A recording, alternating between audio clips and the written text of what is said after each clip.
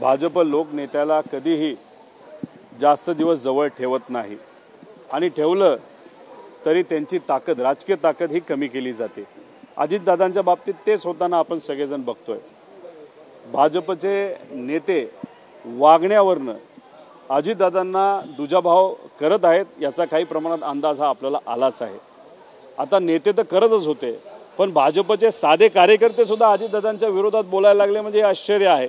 त्यामुळे भाजप बरोबर दादा राहिले तर त्यांना 20 सीट या लढाव्या लागतील।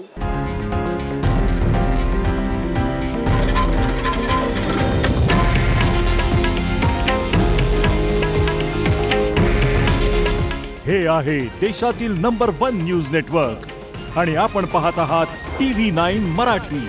काळजी तुमची, हित महाराष्ट्राचं।